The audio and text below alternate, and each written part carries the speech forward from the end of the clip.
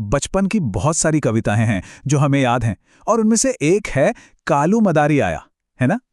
पर कभी सोचा है कि इतनी सीधी साधी सी कविता आज तक हमें याद क्यों है? इसमें ऐसा क्या खास है? चलिए, आज इसी की कहानी कहने की जो कला है ना, उससे थोड़ा कुरेद कर देखते हैं। कहानी की शुरुआत होती है बस इन 3 शब्दों से, कालू मदारी आया। बस इतना ही। और यही वो लाइन है, वो हुक है जो फौरन हमारा ध्यान अपनी तरफ खींच लेता है।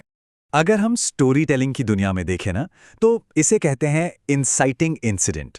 मतलब वो एक पल, वो एक घटना जो पूरी कहानी को शुरू कर देती है, उसे एक धक्का देती है।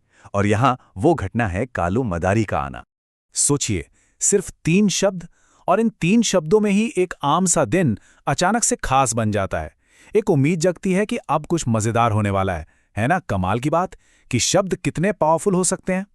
तो भाई, ये जो मजेदार घटना होने वाली है, इसके मेन कैरेक्टर्स कौन हैं? चलिए मिलते हैं इनसे।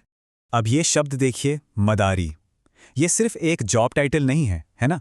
मदारी शब्द सुनते ही आंखों के सामने एक पूरी तस्वीर आ जाती है। भारत की सड़कों पर तमाशा दिखाने की वो पूरी संस्कृति, जिसमें अक्सर एक ट्रेंड जानवर भी साथ होता है। मतलब एक शब्द और पूरी कहानी का माहौल तैयार। और हाँ, हमारा हीरो अकेला नहीं है। कविता साफ साफ बताती है, अपना भालू लाया। ये अपना शब्द बहुत जरूरी है। इससे सिर्फ ये नहीं पता चलता कि उसके साथ एक भालू है, बल्कि ये भी महसूस होता है कि दोनों के बीच एक खास रिश्ता है, एक कनेक्शन है।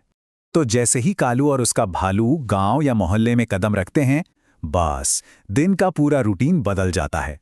एक हलचल सी मच जाती है, खबर फैलती है, और देखते ही देखते तमाशा देखने वालों की भीड़ जमा होने लगती है। और ये भीड़ किसकी है? बच्चों की। कविता में नाम भी दिए गए हैं, राजू, पूजा, यश, गीता। इससे होता यह है कि हम भी कहानी को बच्चों की नजरों से देखने लगते हैं।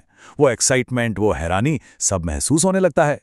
तो ये सिर्फ एक शो देखना नहीं है, ये असल में सब बच्चों का एक साथ आना है, एक साथ मिलकर कुछ एक्सपीरियंस करना, एक ऐसी याद बनाना जो शायद उन्हें हमेशा याद रहेगी। यही तो होती है कम्युनिटी वाली फीलिंग, है ना? तो ठीक है, स्टेज सेट हो चुका है, ऑडियंस तैयार है, इंतजार कर रही है। अब कहानी अपने पीक पर, अपने क्लाइमैक्स पर पहुंचती है। वो पल जहां आवाज और एक्शन एक हो जाएंगे। तो सवाल ये है कि कालू मदारी शो शुरू कैसे करता है? मतलब लोगों की इस एक्साइटमेंट को वो कैसे पकड़ता है और उसे एंटरटेनमेंट में बदल देता है? शुरुआत किसी डायलॉग से नहीं होती, बल्कि एक आवाज से। धम दम दम। ये जो शब्द हैं, ये सिर्फ शब्द नहीं है, ये खुद आवाज है। ये हमें सीधा उस पल के बीचों बीच ले जाते हैं। और ये आवाज आ कहां से रही है? कालू के डमरू से, वो छोटा सा 2 तरफ वाला ढोल। और ये सिर्फ शोर नहीं है, नहीं, ये एक रिदम है, उस परफॉर्मेंस की हार्ट बीट है। यही आवाज पूरे सीन में जान डाल देती है। डमरू की यही रिदमिक आवाज एक इशारा है, एक सिग्नल है। ये उस पल का बुलावा है जिसका सब बच्चों को बेसब्री से इंतजार था।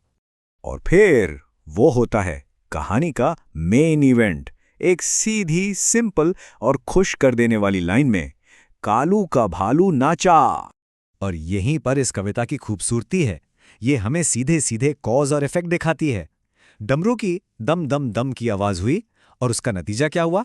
भालू नाचने लगा। एक एक्शन और तुरंत उसका रिएक्शन। अच्छा, तो डांस हो गया, तमाशा हो गया, पर इसके बाद क्या? इस छोटे से स्ट्रीट परफॉर्मेंस का असर क्या हुआ? कहानी खत्म होती है एक बहुत ही सिंपल लाइन पे जो सब कुछ बता देती है, भीड़ लगी। इसका मतलब सिर्फ ये नहीं कि लोग इकट्ठे हुए, इसका मतलब है कि शो का असर हुआ, एक माहौल बन गया जो थोड़ी देर तक बना रहा।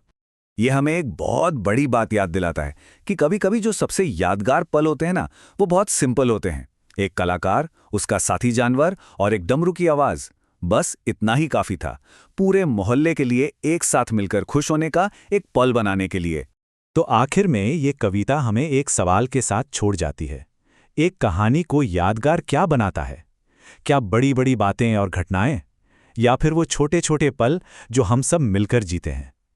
शायद एक दमदार किरदार, एक सीधा सा एक्शन और उसे देखने की साझा खुशी।